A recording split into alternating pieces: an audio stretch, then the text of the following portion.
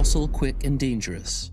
This monstrous vehicle, part ship, part airplane, the Ekranoplan or Scream Glider, was designed for military use, presumably against the West. Back in the 1960s, the head honcho of the Soviet Union made some bold claims about having ships that could leapfrog bridges.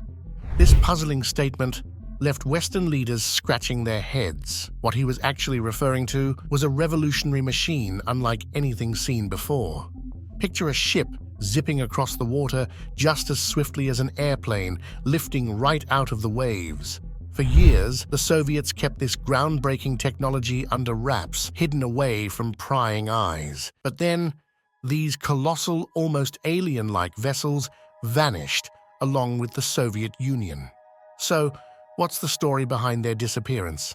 Stick around till the end to uncover the whole scoop. In 1967, while the US was busy snapping shots of the Soviet Union with its first spy satellite Corona, something caught their eye. It resembled a massive airplane, but with stubby wings and the Soviet Navy flag proudly displayed on its body. What in the world was it?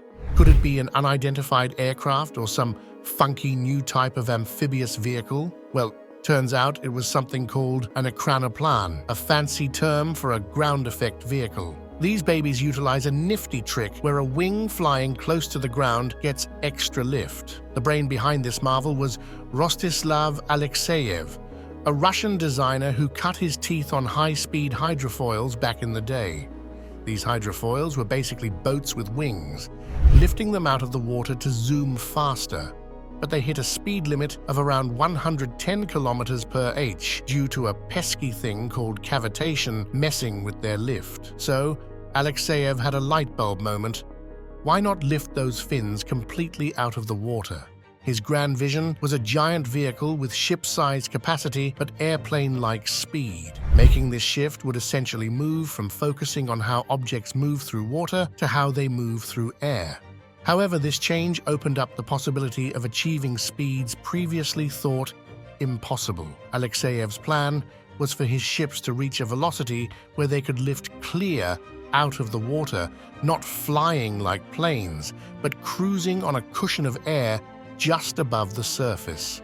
Pilots had often noticed that when they were landing or flying really low, their aircraft seemed to get an extra lift, almost like they were resisting touching down. This effect was what's known as the ground effect, and Alexeyev saw it as the key to transforming ships. To back up his theory, Alexeyev crafted scale models and small prototypes. But to fully develop his concept, he needed a lot more resources. All this sounded awesome, but building it would cost a pretty penny, especially in cash-strapped Soviet Russia. And in the Soviet Union of the 1960s, the only way he could get those resources was by proving the military potential of his idea. And if they could find a military application for the Ekranoplan, then they could scale up the project.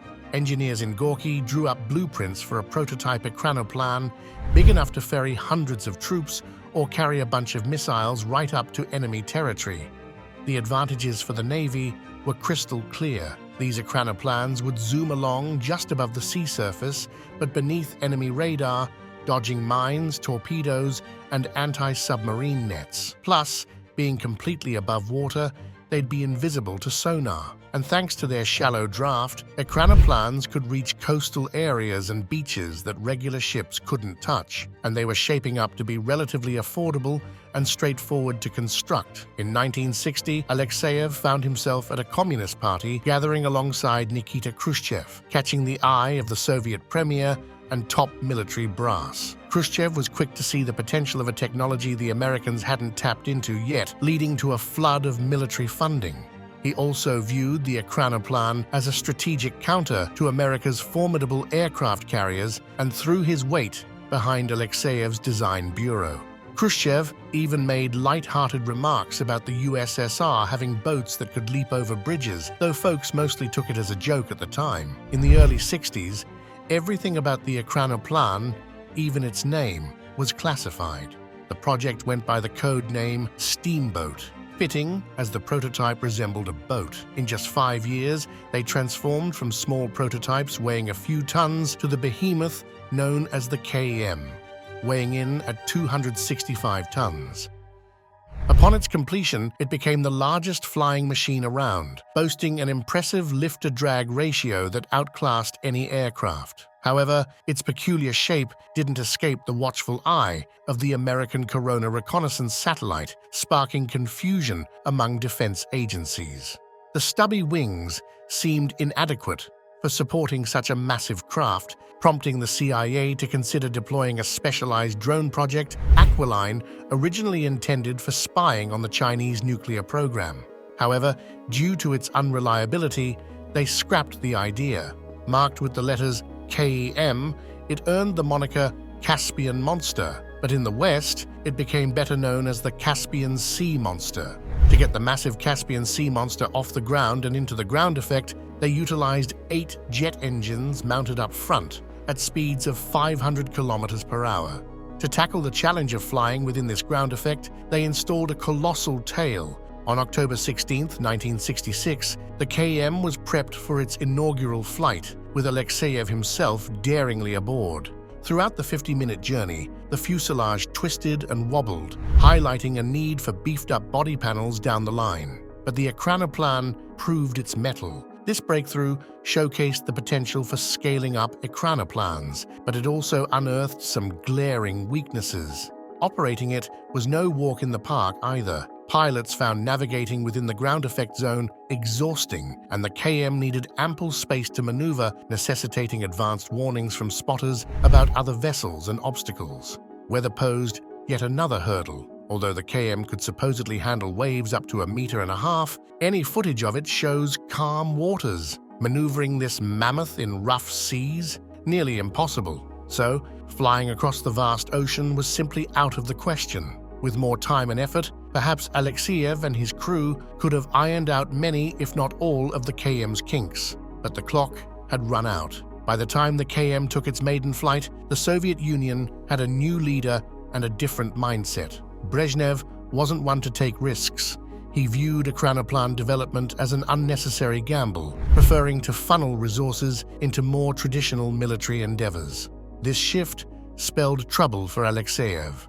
In 1968, he was demoted from leading the Hydrofoil Bureau to overseeing a dwindling Ekranoplan program. With technical challenges mounting and fewer resources at their disposal, Alexeyev and his team shifted focus from the KM to a smaller, more practical Ekranoplan. This new model could ferry around 150 troops, roll onto beaches, and even fly out of the ground effect. With Soviet leadership skeptical of Ekranoplans, only 3 entered service with the Soviet Navy. Alexeyev's creations were speedy, but they couldn't outpace the economic struggles of the Soviet Union. And in 1975, Alexeyev's frustration with bureaucracy caught up with him. It marked the beginning of the end, though not before one final Ekranoplan was developed in the 1980s. While not as massive as the KM, it packed a punch, carrying 6 anti-ship missiles capable of striking targets over 100 kilometers away. In 1980, Alexeyev passed away at the age of 63 without fully realizing his vision. Funding for Ekranoplan development dwindled by the mid-1980s, and after the collapse of the Soviet Union in 1991, the few Ekranoplans in service were retired, ending nearly 4 decades of progress. Yet belief in the potential of Ekranoplans persists, with ongoing efforts focused on smaller ground effect vehicles. This raises an intriguing question. Could a machine even larger than the KM unlock the technology's full potential? Imagine a craft flying 10 or 20 meters above the waves, traversing oceans and transporting passengers and cargo more efficiently than any airplane. However, attempts to build such a machine have struggled to attract the necessary resources for development. While the Soviets and later the Russians were the primary proponents of ground effect vehicles, other countries like South Korea, China, and Germany have also built their own versions, though none have matched the scale of the original Ekranoplans.